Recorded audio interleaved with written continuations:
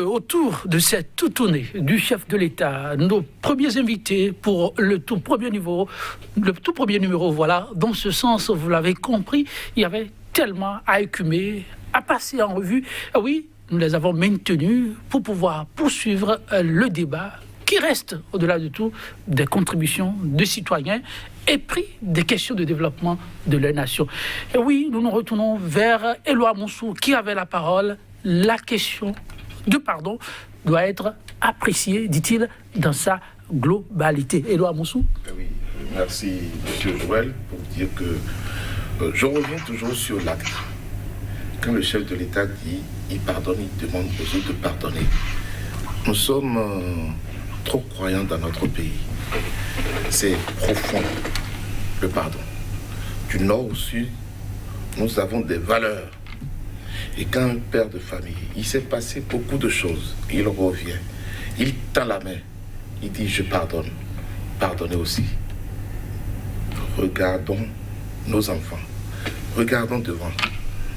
C'est un et un seul peuple, une seule nation.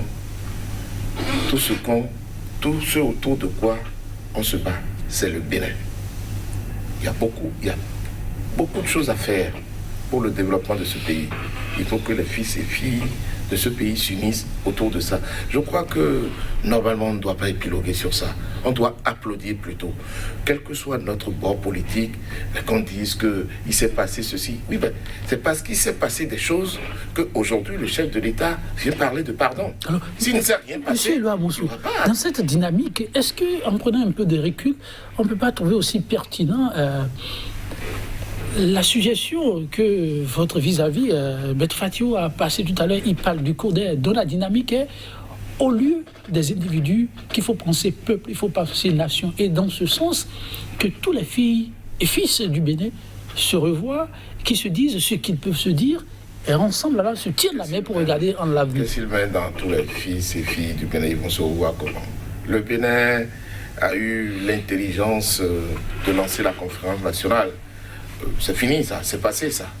Le reste, vous pensez que quand on va convoquer une assemblée, c'est le peuple que le président est en train de rencontrer là, c'est eux qui vont participer, c'est les politiciens. C'est l'honorable Achade qui va parler en tant que représentant du peuple. C'est peut-être quelqu'un. Le peuple ne sera pas là. Alors, on ne peut pas faire en sorte que le peuple soit là. Ben oui, par exemple, les différentes composantes de la société, les sages... Qu'est-ce que vous appelez composantes de la société? Les composantes, oui, ben, ces composantes de la société, ce sera une infime minorité. Une infime minorité qui ils ne pourront jamais parler au nom de ce peuple qu'on va rencontrer directement. Le message... l'écarter lorsqu'il est question de venir l'entendre sur les questions essentielles qui concernent la cohésion nationale. De mon point de vue, c'est un tort que vous avez de vouloir écarter le peuple de la décision, des décisions concernant son avenir. Ce qui s'est passé depuis 2019 est essentiel pour la reconstruction des Béninois. Cela s'imposera à Patrice Talon ou pas. Cela s'imposera probablement à son successeur, mais l'idée de réunir toutes les couches de la société béninoise, syndicats, organisations de jeunes, organisations de femmes, classe intellectuelle, classe politique, artisans, soudeurs, maçons, autour de notre nation commune, de notre vivre ensemble commun, pour définir les bases d'une nouvelle république, pour que plus jamais un groupe d'hommes ne puisse imposer leur desiderata à une nation. Cette idée-là, elle est essentielle et elle s'impose de toute façon aujourd'hui. C'est un peu méprisant de la part de M. Amoussou de venir aujourd'hui dire que quel peuple, alors que dans quelques mois, on ira solliciter le suffrage de ce peuple-là. Ça, je tenais juste à faire cette précision. Ok. Si vous suivez son développement, est-ce que ça a apporté un plus? Il n'a rien apporté de plus parce qu'il dit que j'ai dit quel peuple. J'ai dit ceux-là vont représenter quel peuple? Parce qu'on sait comment se fait ou se font les grands forats dans ce pays. Je viens de dire qui sont ceux qui seront représentés. Les politiciens. C'est les politiciens qui vont se passer pour les représentants du peuple. Mais ils ne pourront pas dire comme notre maman qui est à à Tokuntuna pourra dire les réalités qu'elle vit. C'est faux. Il ne pourra pas me dire le contraire. Ben je lui conseille parce que il n'est pas. Un instant, il finit. Vous avez la parole. Il n'est pas au Bénin. Et je dirais même jusqu'à dire qu'il ne connaît pas les réalités. Est-ce qu'il est parti sur le terrain? Vous permettez? Est-ce qu'il a été dans une localité comme le chef de l'État? Il y a un troisième sur ce plateau. Permettez, on va lui donner la parole. Oui, nous Renou à Tchadé. On se trompe souvent. C'est pas parce qu'il est à l'extérieur qu'il ne connaît pas le Bénin. Je crois que c'est une erreur. Peut-être qu'il connaît même mieux le Bénin que nous qui sommes au Bénin. J'ai eu un ami hier, un ami qui m'a appelé de la Belgique et qui m'a dit, honorable, lorsque le président Patrice Talon vous dit bonjour, il faut regarder la position du soleil avant de dire bonjour. Sinon peut-être que c'est bonsoir. Comment ça? Qu'est-ce que ça suffit? Oui, mais ça veut dire que c'est difficile aujourd'hui pour un Béninois de croire en la parole de son chef de l'État. Parce que le chef de l'État est capable d'arriver à Djougou et de dire une chose et il va à Parakou et dire le contraire. Parce qu'il sait que le contraire, c'est le contraire que les gens de Parakou veulent. Ah bon? C'est le contraire de ce qu'il a dit à Djougou que les gens de Parakou veulent. Là, vous ne parlez pas en son nom? Parce qu'il faut, oui, je suis. Et ça se passe comme ça. Exactement. Et tout ce qui se passe. J'ai dit à l'entame que c'est une opération de séduction. Je pensais que nous avons déjà dépassé le débat sur le pardon. Nous devons évoluer. Oui, on évolue. Et les éléments amènent parfois à revenir sur certains aspects. Oui, parce que M. Amoussou me demandait si je n'étais pas heureux quand il a parlé de récépissé. Oui. Non, au contraire, j'ai été malheureux. Pourquoi? Je vous jure, j'ai été malheureux. Récépissé, c'est ce que vous cherchez depuis. Je ne sais pas celui qui fait la communication du chef de l'État. Qu'est-ce que ça a à voir avec les engagements, promesses du chef de l'État? Toutes les fois que le chef de l'État sort, toutes les fois qu'il prend la parole, il y a des bourdes. C'est pas bien pour notre président. C'est pas bon pour notre pays.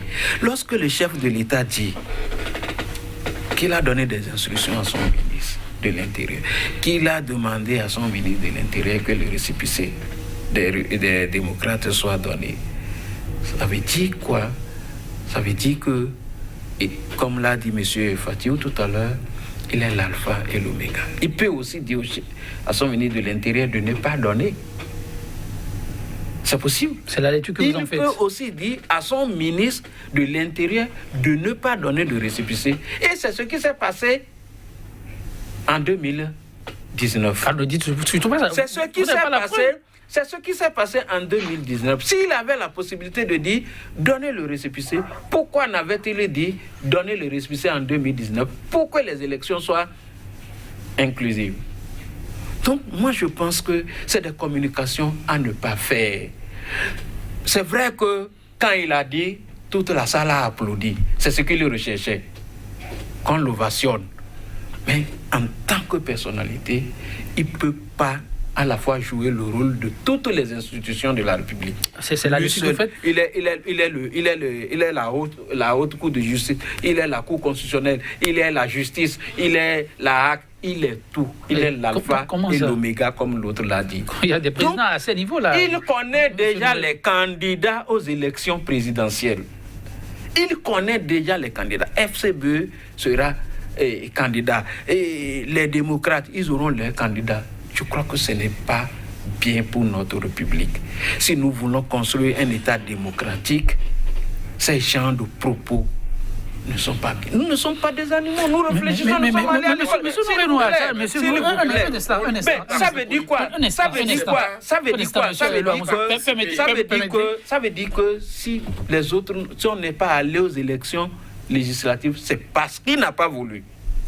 C'est parce qu'il n'a pas voulu. Monsieur Nourenou, une question. Il faut qu'il reconnaisse ça. Une question. Et ce n'est pas bien. Une question. Est-ce que vous êtes d'avis qu'ils étaient nombreux, les Béninois, à s'être offusqués du silence du chef de l'État face à ce qui était véritablement une impasse, où les formations de l'opposition n'ont pas pu prendre part à ce grand rendez-vous, et que ce qui se profile à l'horizon, que la probabilité était bien forte qu'il ne soit pas, et qu'il annonce maintenant que le Bénin retrouvera son flambeau de pays démocratique.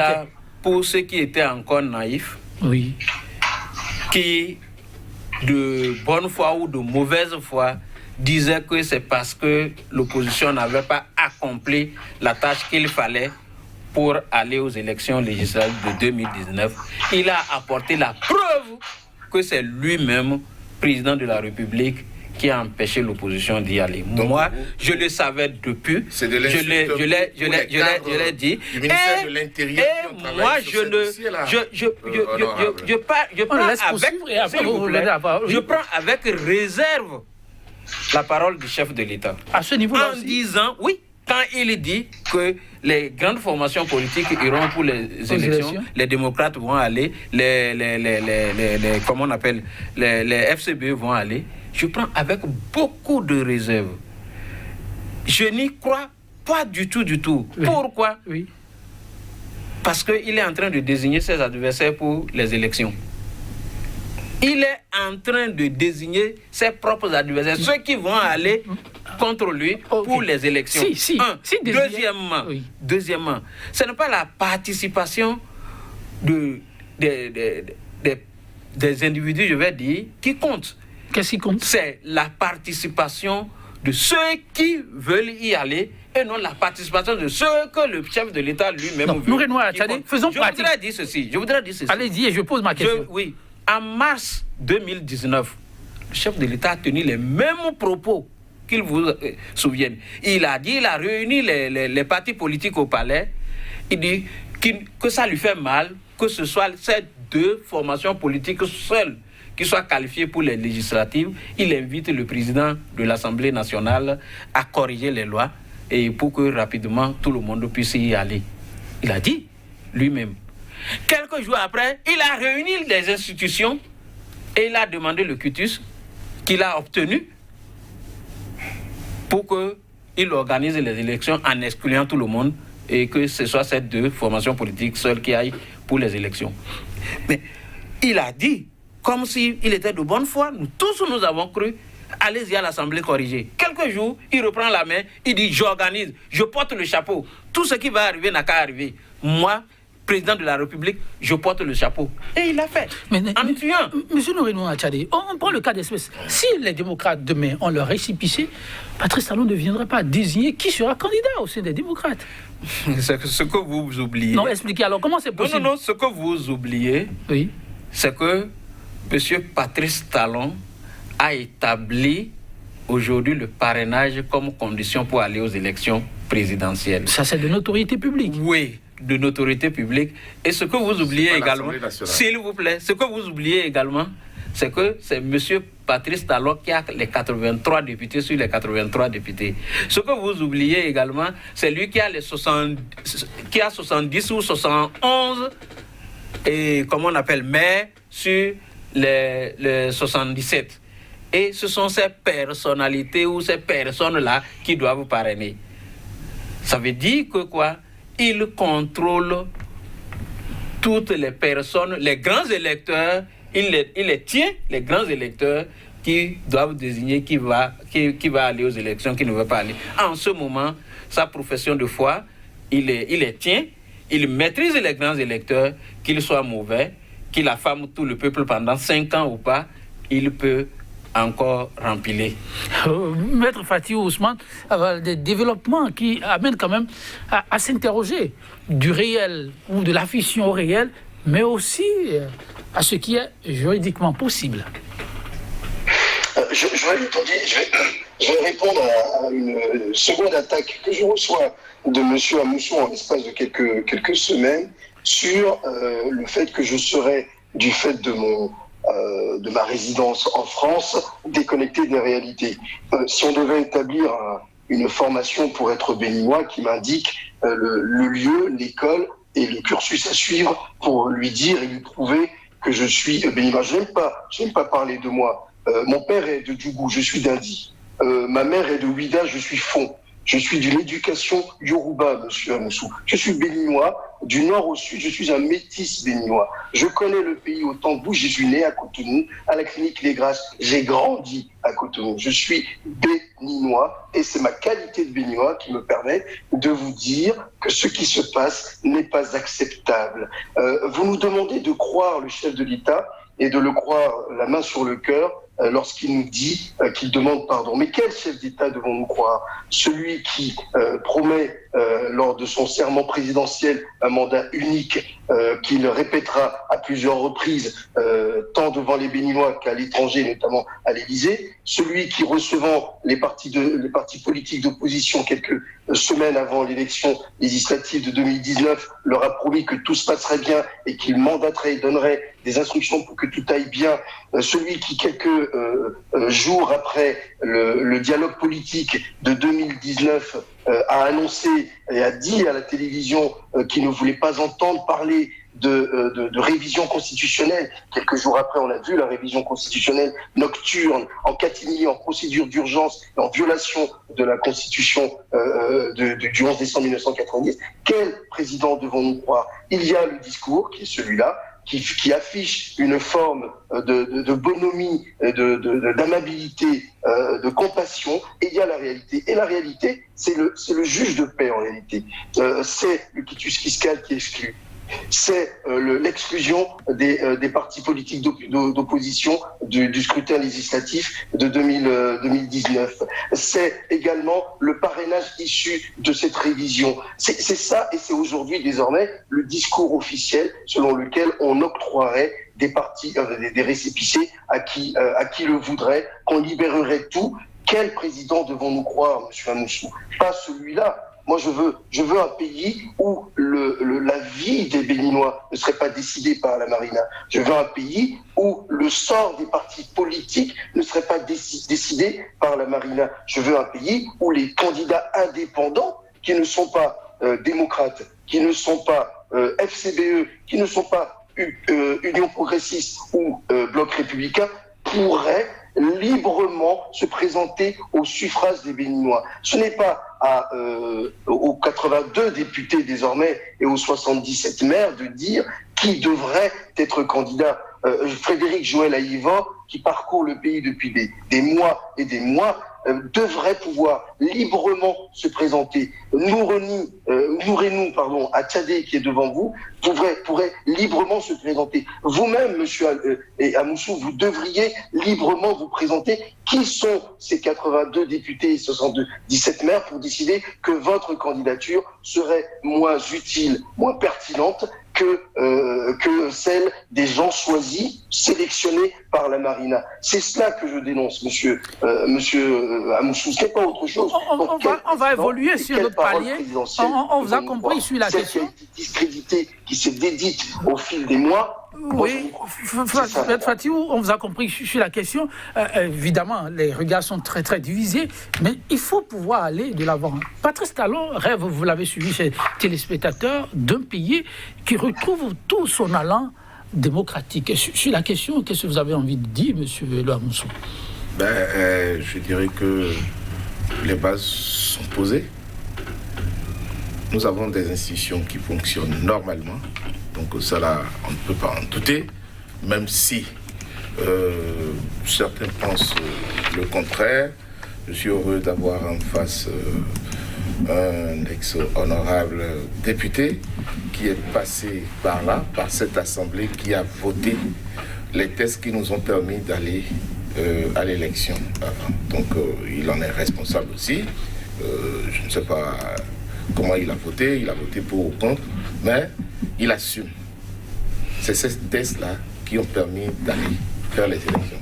C'est ces tests-là qui ont permis d'avoir le système partisan qu'on a aujourd'hui. Vous savez, je dois rappeler, vous vous rappelez en 2010 ou 2009, je crois il était encore député, quand il y a eu l'adoption de la LEPI, vous vous rappelez, il y a l'Union fait la nation qui était opposée. La loi, les députés de l'UM qui se retrouvaient au sein de cette union s'étaient opposés à cette loi à l'Assemblée nationale. Cela n'a pas empêché le vote de cette loi. Et la LEPI, c'est ça qui nous avait permis d'organiser 2011 et le chaos. Vous vous rappelez, donc une loi, elle peut être mauvaise ou bonne, mais quand c'est adopté, ça s'impose à tout le monde. Et je crois que ce n'est pas l'honorable qui va me dire le contraire. Maintenant qu'on dise, M. Fatio, avec toute sa fougue, tout ce qu'il dit, je crois que le Bénin est un pays démocratique. Et mieux, quand il attaque, je ne sais pas, le parrainage, ce qui m'étonne, il est dans un pays où le parrainage est la règle. Avant d'être candidat pour une élection présidentielle, tu dois obtenir des parrainages des élus. Je ne comprends pas dans quelle posture il se trouve. Bon, parce qu'il faut critiquer pour critiquer. Tout ce qui se fait sous le régime Talon doit être peint en noir. C'est ça. Sinon, le parrainage... On va lui demander tout à l'heure. Oui, mais le parrainage, c'est pas réglementaire. Du moment où la loi a été votée, ça s'impose. Et je ne vois pas pourquoi, maintenant, les limites qui sont fixées, on avait, dans un précédent débat, je l'ai dit, les réalités ne sont pas les mêmes. Ouais. Chez nous, ici, le législateur a prévu que ce soit les députés et les maires qui parrainent. Dans d'autres pays, on peut aller jusqu'aux conseillers communaux ou conseillers municipaux. Ici, le législateur a prévu ça. Ça a été voté. C'est devenu une loi de la République. Ça se pose. Maintenant, cher honorable, vous avez dit tout à l'heure que c'est le président qui décide de qui doit avoir le récépissé ou pas. Mais vous sortez un peu les choses de leur contexte. C'est un conseiller communal à Tiao qui a posé, qui a fait une doléance au président de la République de tout faire. Vous avez suivi tous. Il ne s'est pas levé pour parler de récépissé. C'est un Béninois qui lui a demandé de tout faire pour que les partis politiques puissent avoir leur récépissé pour jouer leur rôle de parti politique. En bon père de famille, il a répondu à ce Béninois-là. En bon chef d'État, il a répondu, il a dit qu'il va s'impliquer personnellement pour que les partis, les démocrates, puissent avoir leur récépissé. Je pensais que vous alliez applaudir, mais bon, il n'y a pas de problème.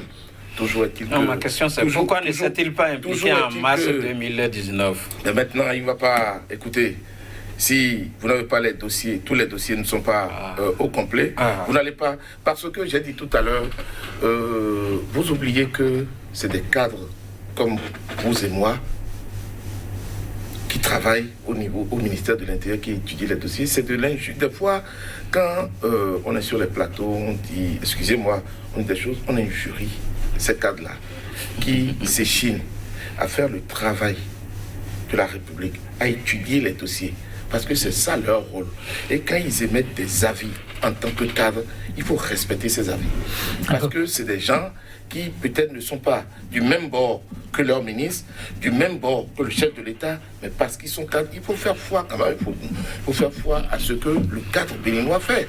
Si, entre-temps, les dossiers n'étaient pas au complet, on vous a cité un certain nombre de choses que vous devez faire pour compléter vos dossiers. Si vous ne l'avez pas fait, et maintenant c'est fait, je ne vais pas dire tout à l'heure, avant de monter sur le plateau, ce qu'on se disait, les appels que vous recevez en parlant de dossiers qui n'étaient pas au complet par rapport au truc. C'est ça aussi. C'est ça aussi ce que la démocratie nous permet d'évoluer. Mais une bonne démocratie. L'avantage aujourd'hui d'avoir un chef d'État comme Patrice Talon à la tête de ce pays, c'est qu'on ne peut plus se lever pour bafouer les lois de l'art. Alors, le rêve, et ça a fait l'ouverture pour le rêve de Patrice Talon pour un Bénin purement démocratique. On peut le dire dans sa posture, c'est une projection que le chef de l'État a eu à faire. Et vous, qui êtes très accroché aux questions démocratiques, lorsque vous l'avez suivi, vous avez perçu ça comme une nouvelle? Non. Au fait, pour moi, ce sont des paroles. Là aussi. Ce sont des paroles. En fait, ce qui compte, ce sont les actes que l'on pose au quotidien. Sommes-nous aujourd'hui dans un État démocratique? Le président de la République lui-même peut-il répondre si les actes qu'il pose au quotidien participent au renforcement de la démocratie? Quand on organise une élection et que c'est seulement ces deux formations politiques qui y vont, mais peut-il dire aujourd'hui que nous sommes dans un État démocratique? Alors, quand nous avons une Assemblée nationale où c'est seulement la mouvance qui est représentée. Dans quel pays de la sous-région? Tout ça, c'est vrai. Dans quel pays de la sous-région? Ça va rester dans votre logique, vous permettez? Oui, mais il est en fin de mandat, il fait une reddition de comptes. Est-ce qu'on ne peut pas considérer... Pourquoi n'a-t-il pas fait ça en début de mandat? Alors, est-ce qu'on ne peut pas considérer... Pourquoi c'est à la fin de mandat qu'il le fait? Parce qu'il veut un nouveau mandat? Est-ce qu'il ne faut pas considérer que c'est pour mieux faire? Non, ça là, c'est insulter la mémoire des Béninois. On nous considère comme des bêtes de somme, mais on va encore aller leur mentir pour dire qu'on est le meilleur, celui qui peut faire tout. Non, ce n'est pas possible. Pourquoi c'est en fin de mandat on le fait? Pourquoi en fin de mandat on sort encore des propos séduisants? Pour vous, le chef de l'État veut négocier son second mandat, c'est ça? Il est en train de négocier son second mandat. Et non seulement ça, je dis, on parle de la question de parrainage qui existe en France. Le parrainage est plus large en France, très large, très populaire. Au Bénin, lorsque on va à une élection législative, on exclut tout le monde. Et c'est les députés seulement de la mouvance qui gagnent ces élections. Et c'est eux qui instaurent le parrainage, qui disent, c'est nous là qui sommes désignés pour être représentants du peuple. C'est nous là qui sommes allés, des députés au prix du sang, qui sommes là. Le jeu est faussé à ce niveau. Le jeu est faussé. Mais pourquoi peuvent-ils dire, et on dit que c'est une loi, on galvaude ça. Non, mais je crois que c'est pas normal. On est dans un pays que je peux dire anormal, comme lui-même le dit, un pays de pagaille. Maître Fatih Ousmane, est-ce qu'il ne faut pas considérer la démarche que le chef de l'État est en train d'effectuer comme l'autre expression, mais au vrai sens du terme, vraiment un nouveau départ? Écoutez, pour se projeter dans l'avenir, éviter les erreurs du passé. Est-ce qu'il ne faut pas voir ça sous cet angle-là?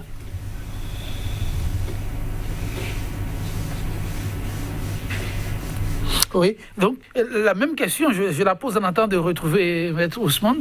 Oui, est-ce qu'il ne faut pas, je vous pose la question, c'est vrai que c'est évident pour vous, mais pour illustrer alors. Oui, je dirais, c'est celui qui ne fait rien, qui ne fait pas d'erreur. Ok. Et on me dit qu'on peut joindre Maître Fatih. Oui, Maître Fatih. Donc, je disais, est-ce qu'il ne faut pas considérer la démarche du chef de l'État juste comme une façon, il l'a dit expressément, il l'a pour une reddition de comptes. Et donc, comme un nouveau départ pour mieux faire bâtir un avenir sans les erreurs du passé. Pour repartir à zéro, comme le dit le chef de l'État, il faut avoir posé notre diagnostic et avoir identifié les maux dont nous souffrons. Et en décrétant lui-même cette histoire de pardon, il élude la question, il contourne le débat, mais comme il l'a déjà fait, comme vient de le rappeler l'honorable Noah Tchadé, il l'a déjà fait par le passé. Pour revenir à ce que dit M. Amoussou tout à l'heure sur la notion de parrainage, on ne va pas comparer le parrainage français avec le parrainage béninois. Il faudrait une émission pour expliquer aux gens, mais soyons plus précis. Prenons les exemples de ceux qui, en Afrique de l'Ouest notamment, ont instauré un système de parrainage des plus aboutis. Sénégal, Côte d'Ivoire. Ce ne sont pas les seuls élus, les seuls maires des communes qui parrainent. Ce sont les élus locaux, ce sont les citoyens. C'est un portage populaire qui fait que le candidat, celui qui estime être en mesure de rendre service, de rendre des services et de développer son pays, va solliciter l'appui des élus locaux et pas des seuls maires, monsieur Amoussou, des élus locaux et des citoyens dans des proportions qui sont définies en fonction avec un prorata au niveau local, au niveau national. C'est ça qui est important. Et lorsque l'Assemblée nationale béninoise décide du parrainage, c'est une assemblée qui est issue d'une élection excluante, c'est une assemblée qui avait déjà donné au chef de l'État et à sa majorité une avance de plus de la moitié des parrains. C'est un délit d'initié, c'est des règles inéquitables dès le départ. Et quand on sait qu'en plus, derrière, il y a une élection communale qui a donné 71, voire 77, monsieur Nouré-Mouatiadi. Allons jusqu'au bout de la logique. Les FCBE aujourd'hui, moi je ne considère pas les FCBE comme d'une réelle opposition à Patrice Talon aujourd'hui. Donc aujourd'hui, on a un pays avec les 160 potentiels, mais 159 en réalité, parrain, soumis, acquis et inféodé au chef de l'État. Donc en réalité, nous dire aujourd'hui qu'on va repartir à zéro et tout ira bien, c'est mal poser les termes du débat. Je termine juste sur votre question. Qu'est-ce qui fait qu'on repartirait sur des bases nouvelles? C'était soit réunir les citoyens, réunir tout le monde, réunir la classe politique de tous horizons, réunir les syndicats, réunir tout le monde pour parler, poser notre mal, poser nos mots et définir les meilleures solutions avec une constitution nouvelle, solide, avec des institutions que, comme le disait le feu Jacques Rawlins, personne, même pas le diable, ne pourrait venir déstabiliser en termes de démocratie. C'était la première solution. Et l'autre solution, monsieur Amoussou, allons jusqu'au bout, c'est de faire sauter le parrainage, de faire sauter toutes les barrières possibles, de laisser les partis d'opposition s'exprimer librement, de laisser l'opposition, quelle qu'elle soit, à l'extérieur, à l'intérieur s'exprimer, les syndicats s'exprimer, pour que le juge de paix de la politique, qui est le citoyen lors d'une élection démocratique, ouverte, transparente et équitable, que ce juge de paix dise à Patrice Talon: nous sommes fiers de ce que tu as fait. Nous, Béninois, te portons en triomphe, comme il le souhaitait il y a quelques années. C'est donc d'ouvrir et de laisser les Béninois s'exprimer dans le cadre d'une élection, celle d'avril 2021, celle qui donnera à Patrice Talon soit le satisfecit global des Béninois, soit un désaveu parce qu'ils auront estimé que non seulement les promesses politiques en droit de l'homme et en justice n'ont pas été tenues, mais en plus celles économiques de développement elles-mêmes n'ont pas été tenues. C'est ça le plus important. Le reste et le discours que nous fait le chef de l'État aujourd'hui, c'est un discours de communication pour les siens. C'est pas un discours pour le peuple. Le peuple ne se retrouve pas dans ce qu'il a entendu. D'ailleurs, le peuple n'est pas entendu, n'est pas vu, n'est pas visité par le candidat Patrice Talon, parce que j'estime aujourd'hui que ce à quoi nous assistons aujourd'hui, là, ce n'est pas un discours de reddition. La vraie reddition des comptes, c'est le jour de l'élection présidentielle, avec une élection et un scrutin ouvert, libre et on va dire dépourvu ou évacué de toute limite et de toute barrière, tel le récépissé, tel le ficus fiscal et tel le parrainage. Moussou, faut-il voir le chef de l'État dans sa démarche de reddition de comptes qui, au-delà de tout, reste aussi républicaine, le terreau, tout faire pour la présidentielle de 2021? Je dois dire d'abord que nous ne sommes pas encore là. Il y a une période pour la campagne, et pendant la campagne, vous le verrez sur le terrain. Ça peut être considéré comme un gain? Il y a aujourd'hui un travail qu'il fait. Il va à la rencontre de la population pour leur dire ce qui se fait, ce qui reste à faire, quelles sont vos attentes. Donc que ceux qui pensent oublient. Oui, c'est clair. Non, je ne dirais pas qu'ils oublient parce que c'est la politique. Okay, ils ont le droit d'interpréter politiquement ce qui se fait. Donc c'est une interprétation. Oui, c'est ça aussi la démocratie. Elle est juste ou pas? Pour moi, non.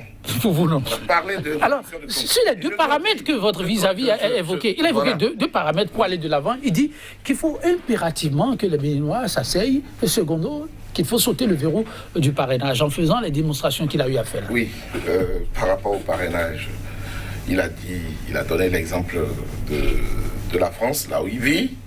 Il a donné l'exemple du Sénégal ou de la Côte d'Ivoire. Où c'est populaire. Mais je vais lui poser une question. Parce que qu'il m'excuse, c'est pas péjoratif quand je dis, c'est pas de l'insulte qu'il m'excuse, quand je dis peut-être qu'il méconnaît certaines réalités de ce pays. Pour faire le parrainage, un citoyen qui doit faire le parrainage a besoin d'avoir au minimum sa carte d'identité. Voilà. C'est pas vrai. combien de Béninois aujourd'hui ont ça? Aujourd'hui, l'État est en train de mettre en place un certain nombre de choses, sinon ça se fait, où on est en train de délivrer des actes de naissance aux populations, ça se fait. Progressivement, il y a le RAVIP. Ce qu'il dit là, qu'il ne soit pas pressé, ça peut venir demain. Mais avant de le faire, qu'on mette en place les bases qu'il faut. Parce que pour parrainer, il y a tous ces renseignements qu'il faut porter. La carte biométrique est lancée, l'ANIP est en train de faire un travail sur le terrain. Il faut, avant d'avoir cette carte, il faut avoir son acte de naissance. C'est des pièces qui sont nécessaires, des sésames qu'il faut avoir. Aujourd'hui, on est en train de tout faire pour que tous les Béninois puissent avoir leur acte de naissance. On n'a pas réglé ce problème-là. On vient parler de parrainage populaire. Parrainage populaire. Je peux vouloir parrainer, je peux vouloir aussi parrainer un candidat. Mais si j'ai pas ça là, comment je peux parrainer le candidat? Donc c'est ça qu'il faut régler d'abord. Et je lui ai dit tout à l'heure, chaque pays adopte ou vote des lois qui sont conformes à sa réalité. Et c'est là la réalité. Si le législateur a aujourd'hui voulu limiter aux députés, aux maires, encore que ce qu'il est en train de dire là ne se vérifie pas. Le maire est élu par les conseillers. Aujourd'hui, la loi fait que c'est le parti majoritaire au sein du conseil qui désigne le maire. Il pense que si le maire parraine quelqu'un... Vous êtes dépassé. Vous êtes dépassé, monsieur. C'est ça la réalité. C'est ça, vous êtes dépassé. Les conseillers vont aller... Les maires sont aujourd'hui désignés par les on laisse poursuivre et vous allez avoir la parole tout à l'heure. Le parti politique, ce n'est pas les conseillers. Le maire n'est plus élu. Ajoutez majoritaire. Le parti politique qui est majoritaire au sein du conseil. Non. Maintenant, des cas où il y a parité, la loi a disposé autrement. Ben, vous êtes quand même un député, vous avez été un député. C'est pourquoi je te dis que le maire n'est plus élu par ses pairs, que le maire est désigné par le parti politique. Point barre. C'est aujourd'hui les présidents de partis, ce sont les présidents des partis politiques, ce sont les présidents de partis politiques qui élisent les maires aujourd'hui, ou qui désignent plutôt les maires. Qui désigne les partis politiques qui sont majoritaires dans le conseil, c'est ces partis qui désignent vrai ou faux. Oui, les présidents, c'est ce que je dis. C'est ce que je dis. Donc, c'est dans la même logique, je dis... Ce ne sont plus les conseillers, ce ne sont plus les conseillers, on est d'accord? Si le maire est désigné par le parti politique majoritaire, ça veut dire qu'il a la majorité de conseillers. Dans ce conseil, si on doit élargir la chose au niveau des conseillers, on aura le même résultat. On évolue, vous voulez essayer d'évoluer? Oui, voilà, je voudrais dire, c'est pas un nouveau contrat, c'est la continuité du contrat qu'il a signé avec le peuple béninois depuis bientôt 5 ans. Le président, contrairement à ce que l'honorable a dit, il ne respecte pas sa parole. Oui, les preuves sont là. Quand vous sillonnez le pays aujourd'hui, vous allez voir qu'il respecte sa parole. Il a pris des engagements. Il doit faire ceci, il doit faire cela. Et il est en train de les faire. Alors dites, quelle aurait été votre grande satisfaction parlant de cette tournée à l'étape où on en est, et ça va être votre conclusion. Vous ferez le même exercice. Oui, votre plus grande satisfaction quand vous observez ce qui se fait actuellement. Déjà, je suis satisfait par la tournée, par comment ça se passe, et l'adhésion populaire que ça rencontre. Ça là, je suis satisfait. Et je dirais, je vais demander au chef de l'État de poursuivre dans cette démarche. Aujourd'hui, l'aveugle voit ce qui se fait. Merci à vous, Éloi Moussou. Citation que vous pouvez retenir. Oui, ça va être en même temps votre mot de la fin de cette tournée, ce qui vous aura le plus marqué. Ou une plus grande attente. Oui, merci beaucoup. Et ce qui m'a marqué, moi, je dis, il vaut mieux plus tard que jamais. Il a fait la tournée, c'est essentiel. Et cette tournée a permis également de savoir également que le chef de l'État reconnaît qu'il n'a pas pu faire le job parce qu'il est à l'étape des promesses, il est à l'étape de la séduction.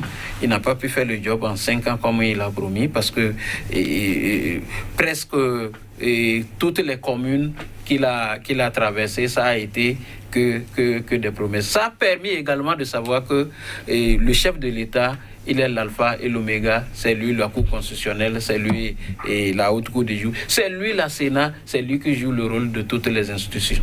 Tous ceux qui n'y croyaient pas avant, aujourd'hui, ont l'exemple que le chef de l'État, il est l'alpha et l'oméga, et c'est lui qui décide de la mort et de la vie de tous les. C'est ce que vous auriez le plus retenu, vous, Maître Faty Ousmane, et ça va être en même temps votre conclusion. Alors, je vais rectifier le nom du président John Jerry Rawlings du Ghana, bien évidemment.